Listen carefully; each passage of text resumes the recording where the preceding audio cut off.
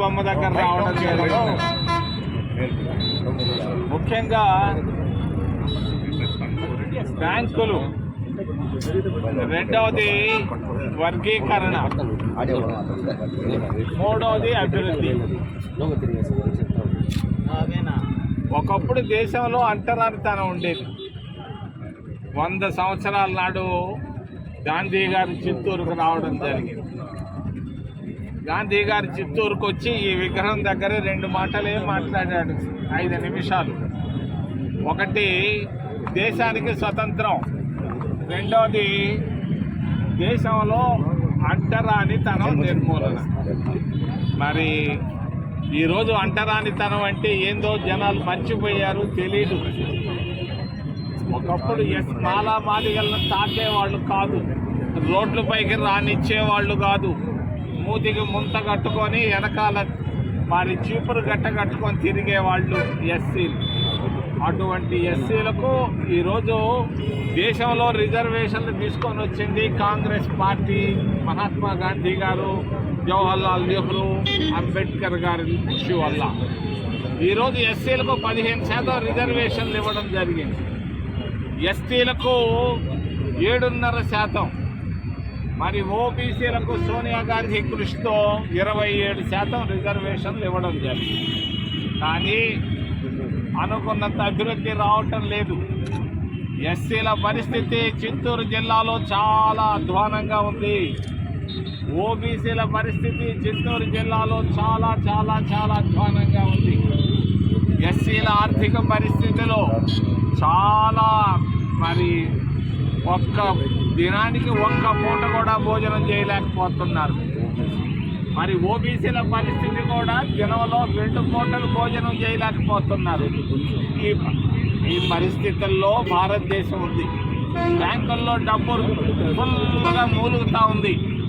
అదంతా కోటీశ్వరులకే ఇస్తున్నారు డబ్బులు బ్యాంకుల్లో, మార్వాడీలకే ఇస్తున్నారు, గుజరాత్ వాళ్ళకే ఇస్తున్నారు కోట్ల రూపాయలు.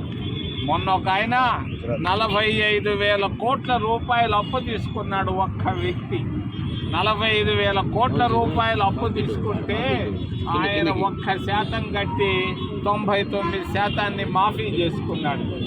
మరి 40,000 కోట్ల రూపాయలు మాఫీ అయింది. మరి ఆయనకు మళ్ళా ఒక 10,000 కోట్ల రూపాయలు ఇవ్వాలని భారతీయ జనతా పార్టీ, మోడీ సంకల్పిస్తూ ఉన్నారు. ఇది దేశంలో ఉన్నటువంటి బ్యాంకుల పరిస్థితి. వాళ్ళు ఎవరైనా వెళ్ళినా కూడా బ్యాంకులో రుణాలు ఇవ్వాలి. వెళితే చదువుకున్న ప్రతి విద్యార్థికి, ప్రతి నిరుద్యోగికి, ప్రతి రైతుకి రుణాలు ఇవ్వాలని మేము కాంగ్రెస్ పార్టీ తరఫున డిమాండ్ చేస్తున్నాం. మరి ఎస్సీ వర్గీకరణ పైన మొన్న చిత్తూరుకు వచ్చిపోయాడు ఒక ఆయనకు అంటరానితనం అంటే తెలియదు. మరి అంతేకాదు, ఈ రోజున్నటువంటి సెన్సస్ జనాభా లెక్కలు కూడా కరెక్ట్గా తీయలేదు. దీన్ని ఖండిస్తున్నాను. వెంటనే చంద్రబాబు నాయుడు ఈ దళితుల ముడ్డిలో ఏలు పెట్టకుండా దళితులని వదిలిపెట్టి న్యాయం చేయమని నేను చిత్తూరు గాంధీ బొమ్మ దగ్గర నుంచి డిమాండ్ చేస్తూ, ముఖ్యంగా అభివృద్ధి. మరి మొన్న నేను గుంటూరుకి వెళ్ళాను. గుంటూరులో 60,000 కోట్ల రూపాయలు ఖర్చు పెడుతున్నాడు. ఎందుకు? రాజధాని కొరకు. మరి చిత్తూరు జిల్లాకి ఏం చేసేవయ్యా? 15 సంవత్సరాలు ముఖ్యమంత్రిగా ఉన్నటువంటి చంద్రబాబు నాయుడు, ఒకప్పుడు చిత్తూరు, ఈరోజు చిత్తూరు. 15 సంవత్సరాల్లో నువ్వు కనీసం ఒక్క వీధినన్నా అభివృద్ధికి తీసుకొచ్చావా అని నేను అడుగుతున్నా.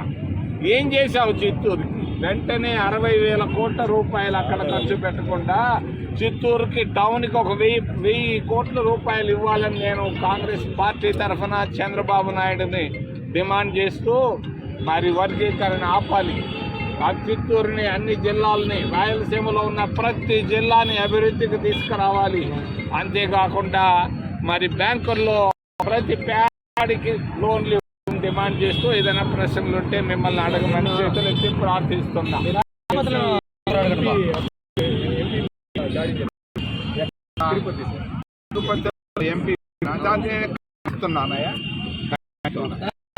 ఉమ్మడి పార్టీలు ఉమ్మడి కూటమి కావచ్చు, డిప్యూటీ మేయర్ పైన నేను స్థానికుడుగా రచ్చకూడదు. అది ఒక మంచి ఆధ్యాత్మిక కేంద్రం, ధార్మిక సంస్థ టీటీడీ జరగడం పొరపాటు అని సార్ విజయ్ సార్ కాంగ్రెస్ లో గురించి నేను మాట్లాడుతున్నాను. అది ఆయన పోయి ఎవరితో కలిసినా నాకు ఇబ్బంది లేదు. ఆయన పెద్ద ప్రాధాన్యత గల వ్యక్తి కాదు. నేను చంద్రబాబు నాయుడు గురించి మాట్లాడుతున్నా. చంద్రబాబు నాయుడు చిత్తూరు జిల్లాకి ఏం చేసామని నేను అడుగుతున్నాను. సార్ నిన్న భూమన కన్నారెడ్డి మాట్లాడుతూ రాజ్యాంగాన్ని అపహాసం చేశారు నిన్న ఎన్నికల్లో. అయ్యా దాని గురించి నేను మాట్లాడాను. అది ఆయన ఉద్దేశం. సార్